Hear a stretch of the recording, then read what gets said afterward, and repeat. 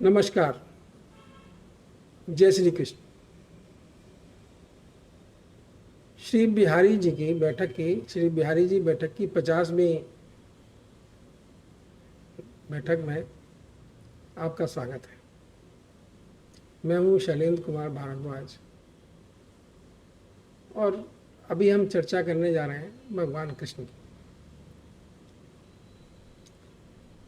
लगभग 20 साल पहले 2002 के आसपास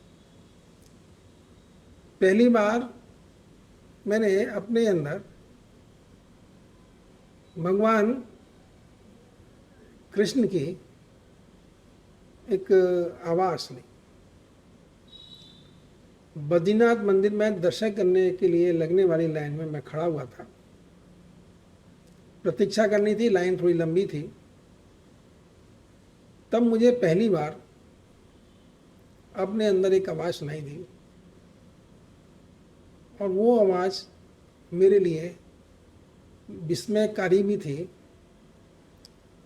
और आनंददायी भी थी। पहला शब्द जो उन्होंने मेरे से कहा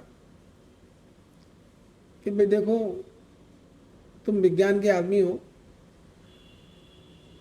तुम विज्ञान में ही समझोगे, इसलिए मैं तुम्हें अध्यात्म विज्ञान में ही समझाता हूँ। सही बात थी। आज का विज्ञान का युग है। हम सब लोग बुद्धि में घूम विचरण करते हैं। लॉजिक और बुद्धि हमारे जीवन का आज एक अभिन्न अंग है। तो अगर जब तक हमारी बुद्धि और लॉजिक से हम भगवान को समझ नहीं पाएंगे, तब तक खाली भावों में बह के तो प्रभु तक पहुंचना हमारे लिए मुश्किल है। आज के जो तबका है, जो बड़ा लिखा तबका है, जो नई जनरेशन के लोग हैं, तो प्रभु की इच्छा थी, उनकी ये आज्ञा है, सब उनका ही खेल है, उन्हीं का रचा हुआ दुनिया है। जिसको जिस लायक समझते हैं उसको वो काम सौंप देते हैं। मुझे शायद यही काम सौंपा था कि मैं उनके बारे में बोलूं। और बड़ी लंबी यात्रा कराई और लंबी यात्रा कराने के बाद आपके सम्मुख आया। पहला वीडियो 2020 में डाला था, अपलोड किया था। आज मैं उस वीडियो को पुनः देखने लगा तो उसमें टेक्निकली उसकी साउंड और उसकी थोड़ा प्रॉब्लम था, लेकिन कंटेंट तो उसका भी बहुत महत्वपूर्ण था उस 39 मिनट के वीडियो में। और अप्रैल 2020 से चली है यात्रा 50 में मीटिंग तक पहुंच गई है, बैठक तक पहुंच गई है।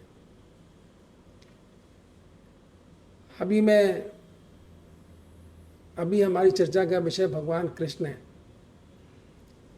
एक प्रश्न मेरे माइंड में आया था, मैं सोचता था कि मैं भगवान कृष्ण की बात क्यों करता हूँ। देखिए, ये सब वही समझाते हैं, है तो मन में आया विचार, वो मैं सोचता हूँ भाई, एक तो बहुत से ऐसे लोग हैं जो भगवान को निराकार मानते हैं और जो सगुण उपासक हैं, जो भगवान की सगुण उपासना भी करते हैं। उनमें और भी बहुत से देवी देवता हैं जिनकी बातें की जाती हैं। तो उसमें भगवान कृष्ण की बात, मैं भगवान कृष्ण की बात क्यों करना चाहता, और या वो मुझे भगवान कृष्ण के रूप में ही क्यों अपना दर्शन कराते हैं।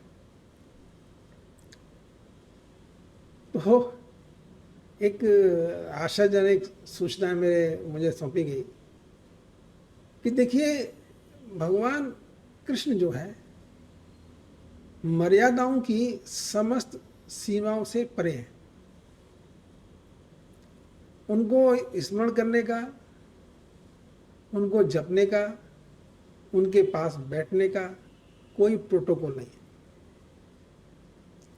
अन्यथा सभी का एक प्रोटोकॉल होता है, आपको उसी प्रोटोकॉल के अनुसार ही काम करना होता है। प्रोटोकॉल की अवहेलना करने से आप दंड के भागी बन सकते हैं, आपसे पाप हो सकता है, आपसे अपराध बोध हो सकता है उनका, जिनकी आप उपासना कर रहे हैं। और अपराध बोझ की सजा भी आपको भुगतनी पड़ सकती है। लेकिन भगवान कृष्ण के साथ ऐसा कुछ नहीं है, वो बिल्कुल फ्री माइंड है।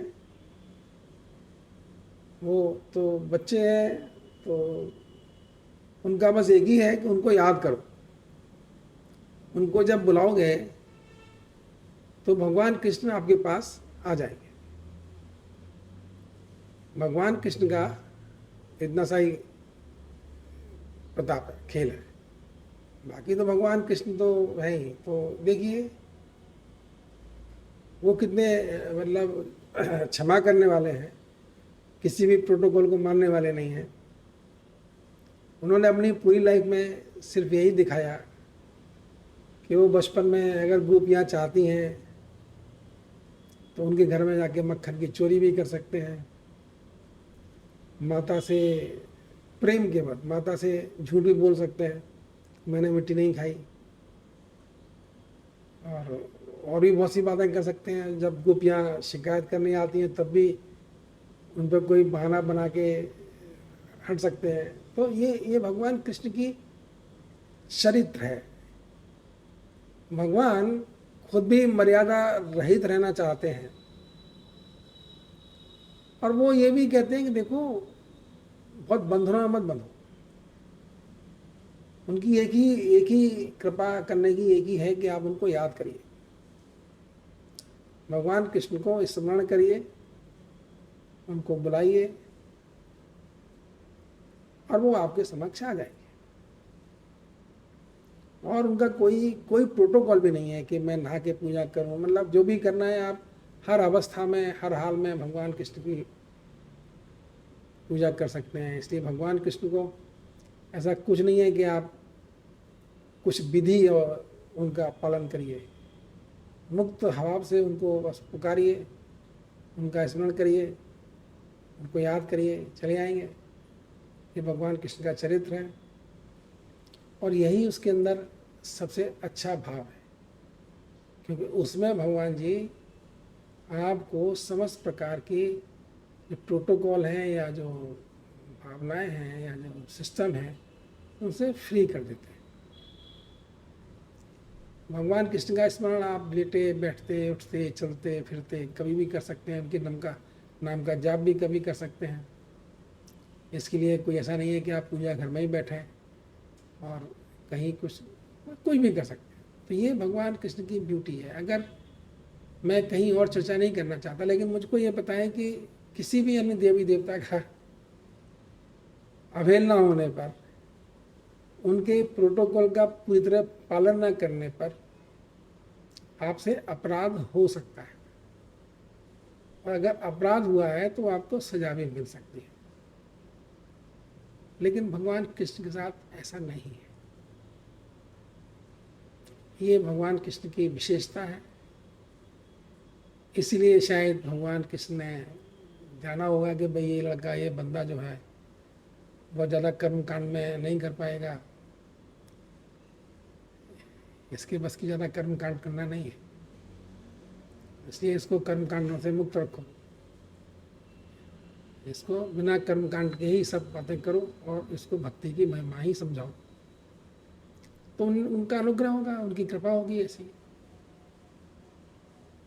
बहुत से स्मरण है भगवान कृष्ण के मेरे साथ में। पूरी ये किताब लिख गई, लेकिन शायद अब मैं उसका पात्र बन पाया कि मैं उनके बारे में चर्चा करूं, उनके बारे में लोगों को बताऊं। एक और बात भी भगवान कृष्ण की आती है कि अपने महाप्रयाण के समय उन्होंने कहा था कि जहां उनकी चर्चा होती है वो वहां वास करते हैं। तो जब हम भगवान कृष्ण की चर्चा करते हैं या हम भगवान कृष्ण की चर्चा सुनते हैं, तो हमको ये समझना चाहिए अपने मन में कि हम भगवान कृष्ण की तरफ मुखातिब हैं, उनसे बातें कर रहे हैं, वो यहाँ पे हैं। ऐसा कुछ नहीं है कि ठीक है भगवान नाराज नहीं होते, नाराज उनके होना उनके स्वभाव में नहीं है, गुस्सा करना है, नाराज होना। लेकिन उनकी अवहेलना तो हम ना करें। अगर हम उनकी बातें सुन रहे हैं, अगर वो यहाँ बैठे हुए हैं, आए हुए हैं, तो हम ऐसा तो ना करें कि उनको छोड़ के बीच में भाग जाएं या उनके बारे में पूरी बात ना सुन पाएँ। हो सके तो हम इस बात का ख्याल करें तो अच्छा है, ऐसा मेरा मानना है। एक और बात भी, आप इसको भगवान का दरबारी समझिए। ये खाली कोई सामान्य यूट्यूब चैनल नहीं है जहाँ भगवान श्री कृष्ण की चर्चा हो रही होती है, जहाँ उनके बारे में बातें हो रही होती हैं। भगवान यहाँ पर साक्षात विराजित होते हैं। तो जब आप ये सुन रहे हो, देख रहे हो, तो आप अपने मन में ये धारणा जरूर बना लीजिए कि आप भगवान कृष्ण के मंदिर में बैठे हैं। और देखिए कितनी कृपा है भगवान की। तो भगवान आपके घर पहुंच गए स्वयं, आपको भी मंदिर जाने की झंझट से छुटकारा दे दिया। आज के ज़माने में सब बहुत दूर दूर बने हुए हैं, मंदिर भी यथोचित ढंग से हर जगह नहीं मिल पाते हैं। तो वो चाहते हैं कि उनके बच्चे अगर उनसे स्मरण करना चाहें तो आ जाएं। तो देखिए उन्होंने आपके घर ही पहुंच गए, इस यूट्यूब चैनल के माध्यम से वो आपके पास बैठे हैं। आप उनको अपने सामने देख सकते हैं, भगवान को देख सकते हैं। तो ये भगवान का इस समय जब भगवान की यहाँ चर्चा होती है, आप हम भगवान को मानिए कि भगवान बैठे हैं। आप इसमें कोई इफ एंड बट मत लगाइएगा, ऐसा मेरा अनुरोध है। क्योंकि ये मैं नित्य जो मैं देखता हूँ उनको कि वो कैसे कब क्या बोलते और बुलवाते हैं, ये सब उन्हीं के अधीन है। मैं तो सोचना ही छोड़ गया। परसों की वीडियो मैंने कहा था ना, आप सब सोचना बंद कर दिया, जो होगा देखा जाए। कल के दिन मुझे ऐसा लगा कि मेरी ये चैनल फ्रीज हो गई है, इसमें व्यू आने बंद हो गए थे। तो सडनली कल शाम को मैंने कहा अच्छा हम लोड नहीं करेंगे, अब वीडियो हम नहीं डालेंगे। 10-15 लोग देखते हैं मुश्किल, और क्या है, किसी को इतनी रुचि तो है नहीं बहुत ज़्यादा, वो भी पूरा नहीं देखते, 2-4 पल देख लिया तो देख लिया। कल शाम में बड़े रिलैक्स मूड में बैठ गया, नहीं भाई अब मैं कोई वीडियो अब नहीं डालूंगा, बस हो गया बहुत। लेकिन रात की बात है, प्रभु की कृपा है। उन्होंने कहा नहीं भाई, अगर एक भी बंदा तुम्हारे इस जो भगवान के संबंध में चर्चा है इसमें रुचि रखता है, इसको देखता है, इसको सुनता है, तब भी तुमको ये प्रयास करते रहना चाहिए। और एक भी ना हो, कोई ना हो, तुम्हारा काम है करना, बस तुम्हारा काम उस समय खत्म हो जाता है जब तुम भगवान की चर्चा का ये वीडियो अपलोड कर देते हो। उस दिन तुम्हारा काम खत्म। तुम्हारा काम है करना, किसकी किस्मत में देखना लिखा है नहीं देखना लिखा है ये उसकी किस्मत है। एक और बात भी थी, एक दिन मैं बेंगलोर में इस्कॉन के मंदिर में बैठा हुआ था, मेरे साथ मेरा बेटा था। तो मैं कहने लगा प्रभु इस बच्चे पे कृपा करना। बच्चा बड़ा था, इंजीनियरिंग में पढ़ रहा था, लेकिन बाप हूँ ना, तो मन में आया कि प्रभु इन पे कृपा करना बच्चे पे। हंसने लगे, बोले तुम कौन हो भाई, इसके और मेरे बीच में हर आत्मा का मेरे से डायरेक्ट संपर्क है। तुम तो इस जन्म में उसके पिता बन गए, बस उसके बाद वो भी जब तक हो तब तक हो। तो इसलिए तुम किसी की तरफदारी करने की, सिफारिश करने का तुम्हारा कोई मतलब नहीं है। ये तो मेरे और उस हर प्राणी के बीच का संबंध है। जो मेरे दिल में जितना प्यार रखता है, इज्जत रखता है, ये वो जाने या मैं जानूँ, तुम बीच में आने वाले नहीं हो। तो मैं ये कहता हूँ कि सबके डायरेक्ट भगवान से संबंध है, सब डायरेक्ट भगवान से जुड़े हुए हैं। एक दिन ऐसे ही हंसी की बात है, लेकिन विज्ञान तो पीछे छोड़ती नहीं। एक दिन मैं, क्लाउड है, एक वर्ड है क्लाउड, और अभी मेरे मन में एक दिन आता कि भगवान सबको कनेक्ट कैसे करते हैं। हम लोग तो बहुत सी जीवात्माएं हैं, विचरण कर रही हैं, तो भगवान का संबंध सबसे कैसे होता है। भगवान को कहते हैं कि वो हमारे मन की बात जानते हैं, हमारे अंदर क्या हो रहा है वो सब समझते हैं। उन तक सब बात पहुंच जाती है। इसलिए हमारे मन के भाव ही उनके लिए बहुत इम्पोर्टेंट हैं। कर्म तो हम जो भी करें वो करें, कोई बात नहीं, लेकिन हमारे मन के भाव उन तक जो पहुंचते हैं वही अंतिम फलदायी होते हैं। तो अजीब सी हंसी आने लग गई। एक क्लाउड है, कंप्यूटर साइंस में एक नया वर्ड है क्लाउड। ये इंटरनेट तो सब देखते ही हैं, इंटरनेट तो है ही है, वो भी बेतार का तारी है, कहीं से कहीं कुछ चीज़ पहुंचती है। लेकिन एक क्लाउड भी है जहाँ हर चीज़ स्टोर होती रहती है। ऐसे ही हम भी जो करते हैं, हम भी जो सोचते हैं, हमारी भी तरंगें, मन की तरंगें, मन के भाव, जो अनंत क्लाउड है भगवान कृष्ण का या भगवान जी का, वहाँ जाके स्टोर हो जाते हैं। उसके हिसाब से सब ऑटोमेटिकली हमको उनके फल प्राप्त होते रहते हैं। तो विज्ञान की कोई भी रचना या कोई भी डिस्कवरी या इनोवेशन जो आप देखते हैं वो सब नेचर में है। नेचर में है तभी हम उसको निकाल पाते हैं, नहीं तो हमारे अंदर क्रिएटिव होने की हमारे अंदर क्षमता नहीं है। हम सब कुछ वही जान पाते हैं जो नेचर में ऑलरेडी एग्जिस्ट करता है। ठीक है, नहीं जानते तो नहीं जानते, जान जाते हैं तो समझ जाते हैं, प्रैक्टिकल में ले आते हैं। तो जो कंप्यूटर का क्लाउड है वही भगवान की भगवान की ऐसी रचना है। हमारे मन के जो भाव होते हैं उस क्लाउड में, जो ब्रह्म का क्लाउड है, जिसको हम ब्रह्मांड बोल सकते हैं, ब्रह्म क्लाउड बोल सकते हैं, जो मर्जी आए बोलिए, उसमें जाके सब सूचनाएं एकत्रित होती रहती हैं। हर प्राणी का लेखा जोखा उसमें रहता है। और सब प्राणी, क्योंकि सब प्राणियों के मन से तरंगें निकलती रहती हैं, वो तरंगें हो जाके विचार वहाँ जाके, ये जो एक मॉड्यूलेशन वर्ड है विज्ञान में, मॉड्यूलेशन, वो ट्रांसफ़र करता है चीज़ों को। एक शब्द है इलेक्ट्रोमैग्नेटिक वेव्स। तो हम जब पढ़ते थे तो फ्रीक्वेंसी मॉड्यूलेशन और एम्पलीट्यूड मॉड्यूलेशन पढ़ा करते थे, कैसे कैसे छोटी छोटी तरंगों को बड़ी वेव्स में मॉड्यूलेट करके उनके ऊपर सुपरिम्पोज करके कहीं भी भेजा जा सकता है। बेसिकली जो टीवी और वायरलेस है या जो भी है, उसका यही सिद्धांत है कि वो उसको मॉड्यूलेट करके कन्वर्ट कर देती है। खैर जो भी सिद्धांत है उसकी बात फिलहाल हमें फिजिक्स पढ़ने नहीं बैठे हैं। हम इतना बताना चाहते हैं कि ये जो हमारे मन के भाव होते हैं, जो हमारे मन में होता है, वो सब ऊपर वाले का जो क्लाउड है वहाँ जाके स्टोर हो जाता है। इसलिए हमारे मन की तरंगें जितनी पवित्र होंगी, जितनी साफ सुथरी होंगी, उतनी हमारी कर्मगति अच्छी मानी जाएगी। ये तो एक बात है। एक और, अभी कुछ दिनों पहले मेरी पिछली ट्रिप में जब मैं बद्रीनाथ गया था, तो मैं 2 बार दर्शन करने का मेरा सिद्धांत रहता है। एक बार मैं जाता हूँ तो हाजिरी देता हूँ कि भाई मैं आया हूँ। अगले दिन जब मैं वापस होता हूँ तो कहता हूँ भाई विदाई दे दीजिए, मैं वापस लौट रहा हूँ।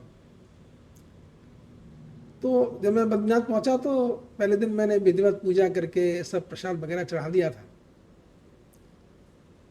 अगले दिन मैं जाने लगा तो इतनी लंबी लाइन थी। पहले दिन तो मगर लाइन के दर्शन हो गए, 11-12 बजे पहुँचे थे तो कृपा हो गई। सुबह सुबह लंबी लाइन लगती है तो उस लाइन में मुझे थोड़ी देर मुझे मंदिर प्रांगण में बैठने की इच्छा थी। मैं वहाँ जाकर बैठ गया। जब मैं मंदिर में, हर जगह ऐसे मंदिर के आसपास प्रसाद की बहुत सी दुकानें होती हैं, दुकानें थी, तो मुझे लगा कि मैंने कल प्रसाद तो चढ़ा दिया, इसलिए भगवान के पास प्रसाद ले जाने की आवश्यकता तो है नहीं। तो मैं चलता गया मंदिर की तरफ। मंदिर में एंटर करने से पहले जो लास्ट प्रसाद की दुकान थी, वहाँ पे एक सन्यासी खड़े हुए थे गेरुआ कपड़े पहन के दुकान पे। मुझसे बोले बेटा प्रसाद ले जाओ, भगवान के दरबार में खाली हाथ नहीं जाया जाता। अजीब सी बात थी। मैंने प्रसाद ले लिया, चला गया मंदिर में अंदर, क्योंकि मंदिर में अंदर बैठने के लिए एक अलग दरवाजा जाता है, अलग गेट है, और गर्भगृह में या भगवान के दर्शन करने के लिए अलग लाइन लगती है। तो मंदिर के प्रांगण में बैठने के लिए हम बैठ सकते हैं, लेकिन दर्शन करने के लिए जाएंगे तो लाइन में आना पड़ेगा। तो मैं जो हूँ कुछ देर बैठा, 1-2 माला जपी। अब मेरी इतनी हिम्मत नहीं हुई कि मैं उस लाइन में जाके भगवान के दर्शन करूं, और मुझे ये अच्छा प्रतीत नहीं हुआ कि मैं किसी तरह से भाई हैंकी पैंकी भाई है नहीं, मैं उस लाइन में बीच में तोड़ के डिसिप्लिन बिगाड़ के अंदर एंटर कर जाऊँ। मैंने सोचा कि चलिए कोई बात नहीं, भगवान के दर्शन तो कल हो ही गए थे, चलते हैं वापस। तो जब मैं लौट के आया तो वो मैंने, क्योंकि प्रसाद अंदर गर्भगृह में नहीं गया था, प्रसाद तो फिर मैं चढ़ा नहीं पाया। मैं लौट के आया तो मैंने, वो संत मुझे फिर दिखाई दे गए। मैंने कहा महाराज जरा रखिए, मुझे ज़रा लघु शंका के लिए जाना है। फिर मुझे लगा कि चलिए प्रसाद लेके क्या करूँगा, मंदिर में तो गया नहीं, इसलिए प्रसाद तो ये बना ही नहीं, चलिए महाराज जी किसी को और दे देंगे, किसी और को दे देंगे। ये सोच के मैं बगैर प्रसाद लिए अलकनंदा के पुल पे आ गया। जब मैं आया, आधा पुल क्रॉस कर चुका था, तो देखे वो महाराज जी दौड़े दौड़े चले आ रहे हैं मेरी तरफ। अरे भाई रुको, अरे भाई रुको। मैं क्या, अरे तो अपना प्रसाद तो लेते जाओ। मैंने कहा प्रभु जी, महाराज जी मैं तो मंदिर में जा नहीं पाया गर्भगृह में, और मैं इसको अर्पित कर नहीं पाया भगवान जी को, तो फिर ये प्रसाद कैसे हुआ। बोले अरे भाई ये सब तो माया है, तुम मंदिर में घुस गए, तुम्हारे मन में भाव है तो प्रसाद तो भोग लग ही गया, वो प्रसाद तो बन ही गया। तुम गर्भगृह में गए या नहीं गए उससे कोई फर्क नहीं पड़ता। फिर वो बोले मैं पिछले 3 महीने से यहाँ पर हूँ, और 3 बजे 3:30 बजे जब भगवान जी का अभिषेक होता है सुबह सुबह, तब मैं नित्य उसमें शामिल होता हूँ। और ये सब तो माया है, दर्शन तो तुमने कर ही लिए। अब आप उनके 2 शब्द सुनिए कि वो 3:30 बजे मंदिर के अभिषेक में शामिल होते हैं, 2 घंटे मंदिर के अंदर रहते हैं, और वो संत मुझ पे इतने अनुग्रह हो रहे हैं, इतनी बात उन्होंने मुझे सलाह दी कि भाई भगवान के मंदिर में बगैर प्रसाद के नहीं जाते हैं।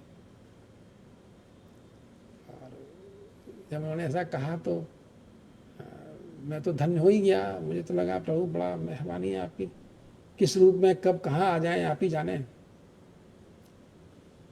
लेकिन अब मैं बुद्धि से पूरी तरह समझ गया हूँ कि भगवान क्या है। अब मेरी बुद्धि भगवान के बारे में चर्चा नहीं करती है, उसने उनको देख लिया है, वो समझ गई है कि भगवान कैसे हैं, क्या है, कहाँ है, कैसे हैं। इसलिए बुद्धि अब शांत है, बुद्धि ने अपना शांत बैठ गई है। बुद्धि खुद एंजॉय करती है, मजा लेती है, भगवान जी का प्रसन्न होती है। क्योंकि जब बुद्धि और भाव मन दोनों ही मिल जाते हैं तभी मन में प्रसन्नता आती है, नहीं तो मन में प्रसन्नता तो नहीं आती। अगर आपकी बुद्धि कहे कि गलत है तो आपके भाव कितना देर आपको हंसाएंगे। अगर आप मुस्कुराएं, आप प्रसन्न हो, आप हंसें, आप खिलखिलाएं, तो समझ लीजिए कि आपके भाव भी और आपकी बुद्धि दोनों एक लय में है। दोनों एक लय में होती हैं तभी आप हंसते हैं, खिलखिलाते हैं, मुस्कुराते हैं। नहीं तो एक भी दोनों में से लय में नहीं है तो आप मुस्कुरा नहीं पाएंगे। बुद्धि कहेगी ये व्यर्थ है, और भाव कितना भी बोला कि नहीं सही है तभी आप मुस्कुराएंगे नहीं। इसलिए उन दोनों का एक लय में होना बहुत जरूरी है। बुद्धि भी उसी को भाव को माने और मन भी उसी बात को माने। तो देखिए ये भगवान कृष्ण के मैंने बहुत खेल देखे, मैंने उनकी कृपा का बहुत अनुभव किया है। उनकी जब कृपा होती है ना तो बहुत बड़ी बड़ी समस्याएं भी न जाने कैसे हल हो जाती हैं। और भगवान कृष्ण से जो विमुख है, जो उनकी तरफ जिसका ध्यान नहीं जाता है, जब उनको, वो भाई साहब कितना भी हो, कैसा भी हो, कितना बड़ा आदमी हो, कितना भी ताकतवर आदमी हो, लेकिन उसके लिए कष्टदायक है। उसके जीवन में अभाव है, कष्ट है, आप मान लीजिए। ये अनुभव है मेरा, ऐसा कुछ नहीं है कि मेरे पास अब कुछ ऐसी चीज़ है नहीं जो मैं, जिसके लिए मेरा कुछ खास बोलने का अवसर हो। तो ये भी मैं भगवान का मंदिर समझता हूँ, जहाँ भगवान की चर्चा, वहाँ भगवान बैठे, वहाँ कृष्ण बैठे। इसलिए मेरे 2 आग्रह आपसे हैं। इस चैनल को, इस वीडियो को देखिएगा जरूर, अगर देख रहे हैं तो। भगवान की शरण में अवश्य जाइए, आपका कल्याण इसी में है। और अगर अभी तक आपने, अब इसको मजाक मत करिएगा प्लीज़, अब ये, अब इसको टेक इट सीरियसली। अगर आप इसको देख रहे हैं, सुन रहे हैं, तो be serious about it, don't take it lightly. ये खेलने की चीज़ कतई नहीं है। भगवान और भगवान की चर्चा ये ना खेलने की चीज़ है, ना मजाक करने की चीज़ है। आप खुशकिस्मत हैं कि आपको बगैर कहीं बैठे हुए आपको उनकी बातें सुनने का मौका मिल रहा है। फर्स्ट हैंड इंफॉर्मेशन आपके साथ शेयर की जा रही है, आप उसका आनंद लीजिए। और यकीनन अगर आपने ये चैनल सब्सक्राइब नहीं की है तो इसको सब्सक्राइब करिए, इसको देखिए और इसको अपने इष्ट मित्रों में प्रचारित भी करिए कि भगवान का पूर्ण। देखिए, मैं इसलिए कह रहा हूँ कि मैं इसका अनुभव करता हूँ। आपको क्या लगता है जब मैं बोलता हूँ तो आप कोई कुछ ना करें, लेकिन मुझे पता है कि इससे कितने फ़ायदे होते हैं, प्रभु मुझसे कितने प्रसन्न हो जाते हैं। वो सोचते हैं कि उनका नहीं, क्या कुछ तो करूँगा ही ना मैं, तो वो सोचते हैं चलो तुम एक अच्छा काम कर रहे हो, तुम किसी के लिए कुछ अच्छी खबर दे रहे हो, तो प्रभु मुझसे खुश होते हैं। इसलिए आपसे कहता हूँ आप भी इसको सुनिए, सब्सक्राइब करिए, लोगों को बताइए और खुश होइए।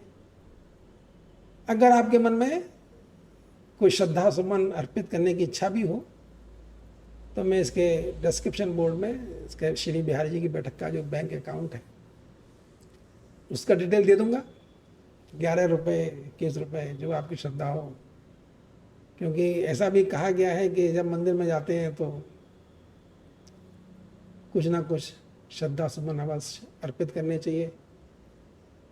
प्रभु का अनुग्रह आप सबको प्राप्त हो, इस मंगल कामना के साथ, इस शुभकामना के साथ आज मैं बहुत खुश हूँ। प्रभु की परम कृपा है, क्योंकि अब हमारी कथा कृष्ण के साथ चलेगी। विज्ञान के साथ बहुत चल रही, समझ में, अब बुद्धि शांत हो गई, अब बुद्धि समझ गई भगवान का। अब बुद्धि को भगवान को जानने की आवश्यकता नहीं है। तो बुद्धि और भाव, शरीर भी कृपा है प्रभु जी की साथ है।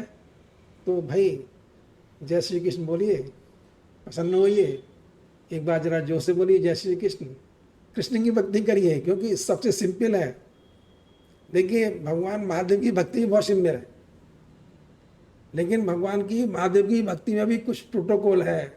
उनको जल चढ़ाने का, उनको बेलपत्र चढ़ाने का, धतूरे का, उनको कोई चीज़ पसंद है, वो कहते हैं उनको पसंद है। इसलिए हम कोशिश करते हैं कि जब भगवान शंकर के पास जाएं तो उनको वो चीज़ें भेंट करें। लेकिन भगवान कृष्ण की तरह की बात ही नहीं है, कोई प्रोटोकॉल ही नहीं है, उन्हें कोई सब पसंद है, उन्हें कोई उनकी पसंद और नापसंद है ही नहीं। याद कर लो, बस बैठ जाओ उनके पास थोड़ी देर, देखो, सुनने की चेष्टा करो। आज नहीं तो कल, कल नहीं तो परसों उनकी तरफ लगे रहोगे तो आप भी उनकी बात सुनोगे। और यकीन जानिएगा, फिर कह रहा हूँ बार बार, जीवन का जब अंतकाल आएगा ना, उत्तरार्ध जब आएगा, जब जिस अवस्था में पहुंचा हूँ, तब आपको उनका प्रभाव दृष्टिगोचर होगा। जब आप महसूस करेंगे कि आप कितने लोगों से अच्छे हैं।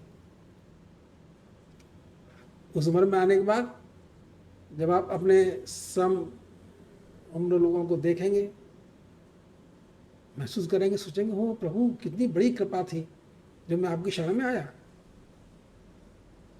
क्योंकि बहुत सी चीज़ समझ में आ जाती है, बहुत सी चीज़ सुलझ जाती हैं जीवन की। इस चर्चा के साथ हम विराम लेते हैं। जय श्री कृष्ण।